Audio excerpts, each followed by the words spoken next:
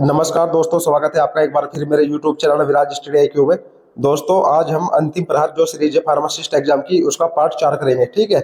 इसमें भी 30 क्वेश्चन आपको देखने को मिलेंगे जो हिंदी और अंग्रेजी दोनों भाषाओं में पूछे गए हैं। तो दोस्तों, शुरू करते हैं पहले क्वेश्चन से। पहले क्वेश्चन में पूछा गया है, मानवा इंसुलिन में 2 अमीनो एसिड श्रृंखलाएं ए और बी होती है।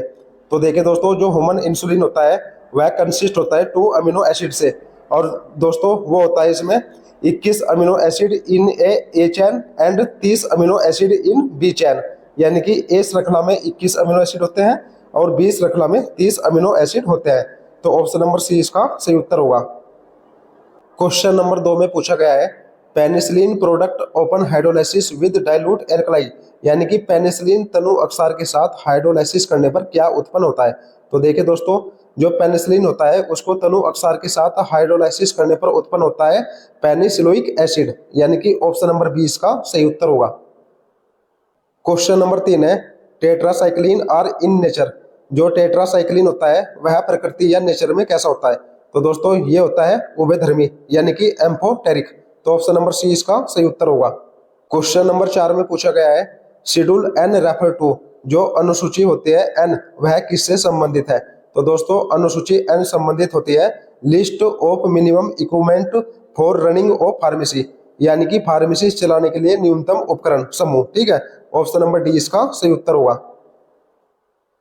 क्वेश्चन नंबर 5 है दोस्तों, application for cultivation licence of opium is made on form, जो अफीम की खेती की जाती है उसके लाइसेंस के लिए आवेदन किस फॉर्म पर किया जाता है। तो दोस्तों इसका सही उत्तर है फॉर्म नंबर 2 पर, यानी कि ऑप्शन नंबर बी इसका सही उत्तर होगा। क्वेश्चन नंबर 6 है दोस्तों, according to double aspect concept, यानी कि द्वैध पहलू अवधारणा किसके अनुसार होती है। तो दोस्तों जो द्वैध पहलू अवधारणा यानी कि डबल एसेप्ट कॉन्सेप्ट होता है वह होता है एसेट बराबर कैपिटल प्लस लिबिलिटी, यानी कि संपत्ति बराबर पूंजी प्लस देयताएं, यानी कि जो हमें देय होती है। तो ऑप्शन नंबर 20 का सही उत्तर होगा। क्वेश्चन नंबर 7 है दोस्तों, बैंकिंग सेवाओं में ओवरड्राफ्ट से क्या तात्पर्य है, यानी कि जो ओवरड्राफ्ट होता है बैंकिंग सर्विस में उसका क्या अर्थ है या क्या मीन है। तो दोस्तों उसका अर्थ होता है allowing customer to draw cheque even if there is no balance in his account, यानी कि ऑप्शन नंबर डी इसका सही उत्तर होगा।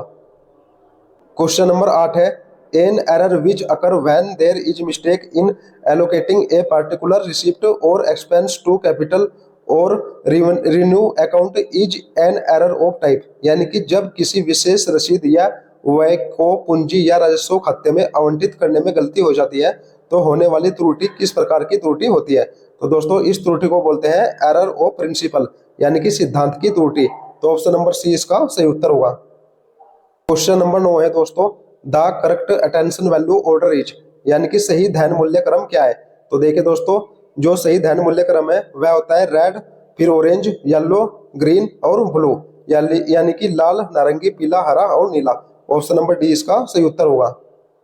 क्वेश्चन नंबर 10 है, high magnification of electron microscope is due to, electron microscope का उच्च आवर्धन किसके कारण होता है।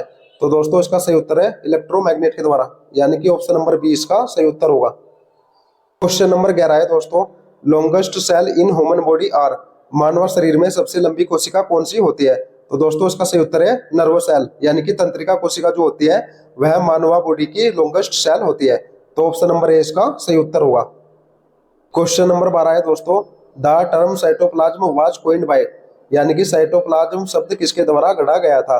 तो दोस्तों जो साइटोप्लाज्म वर्ड है वह कोइन्ड किया गया था अस्ट्रासबर्गर द्वारा। ऑप्शन नंबर 20 का सही उत्तर होगा। यह भी बहुत इंपॉर्टेंट क्वेश्चन है। क्वेश्चन नंबर 13 है दोस्तों, ए मोनोसैकेराइड इज, इनमें से कौन सा मोनोसैकेराइड है। यह कार्बोहाइड्रेट का टाइप है दोस्तों। तो इसमें से जो मोनोसैकेराइड होता है वह होता है राइबोज, यानी कि ऑप्शन नंबर सी इसका सही उत्तर होगा। क्वेश्चन नंबर 14 है दोस्तों, ओवोजेनेसिस इज एन एग्जांपल ऑफ, यानी कि अंड जनन किसका उदाहरण है। तो देखिए दोस्तों जो ओवोजेनेसिस होता है यानी कि अंड जनन होता है वह एग्जांपल होता है मायोसिस का, यानी कि अर्धसूत्री विभाजन का। तो ऑप्शन नंबर बी इसका सही उत्तर होगा। क्वेश्चन नंबर 15 है, न्यूक्लियर इन्वॉल्व रेपर्स 8, यानी कि नाभिकीय आवरण कहाँ पुनः प्रकट होता है। तो दोस्तों ये होता है टेलोफेज में। ऑप्शन नंबर डी इसका सही उत्तर होगा। क्वेश्चन नंबर 16 है दोस्तों, two solution with the same osmolarity or, समान ओस्मोलेरिटी वाले दो विलयन कौन से हैं? तो दोस्तों ये होते हैं आइसोटोनिक, यानी कि ऑप्शन नंबर ए इसका सही उत्तर होगा। क्वेश्चन नंबर 17 है साइटोक्रोम कौन से हैं? यानी कि साइटोक्रोम आर। तो साइटोक्रोम होते हैं दोस्तों इलेक्ट्रॉन एक्सेप्टर, यानी कि इलेक्ट्रॉन स्वीकर्ता। ऑप्शन नंबर सी इसका सही उत्तर होगा।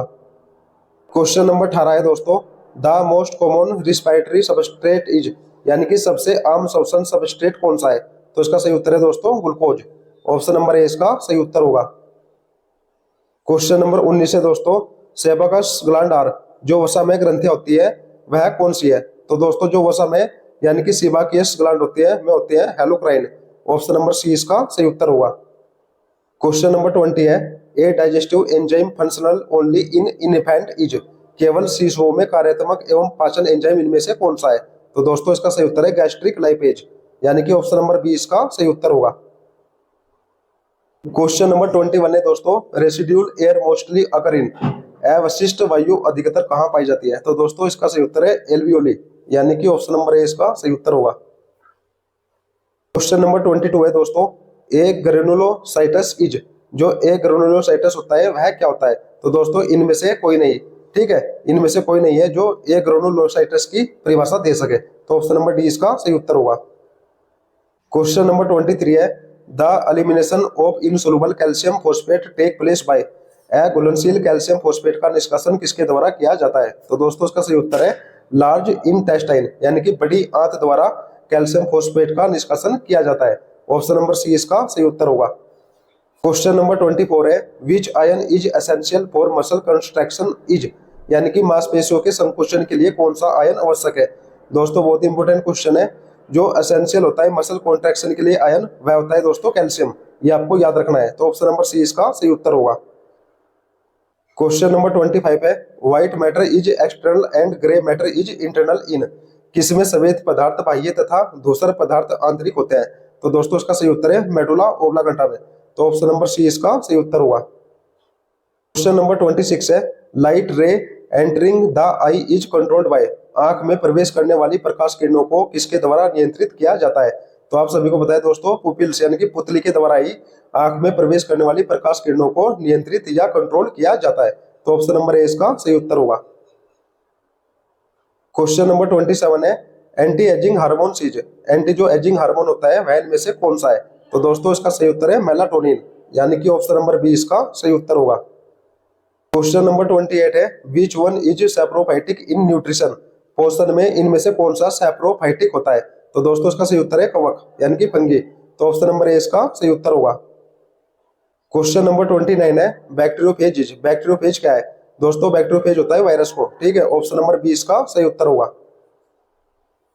क्वेश्चन नंबर 30 दोस्तों सीरीज का लास्ट क्वेश्चन है जिसमें पूछा गया है diamond is an allotropic form of, यानी कि हीरा किसका एलोट्रोपिक रूप है? तो दोस्तों जो डायमंड होता है या हीरा होता है वह एलोट्रोपिक रूप होता है कार्बन का। ऑप्शन नंबर बी इसका सही उत्तर होगा। तो दोस्तों ये थे टॉप 30 एमसीक्यू जो आने वाले आरआरबी फार्मासिस्ट में बहुत ही यूजफुल रहने वाले हैं। वीडियो आपको कैसी लगी कमेंट में जरूर बताना, अच्छी लगी तो दोस्तों के पास शेयर करना, चैनल को सब्सक्राइब कर देना। मिलते हैं दोस्तों अगली वीडियो में, तब तक के लिए जय हिंद दोस्तों।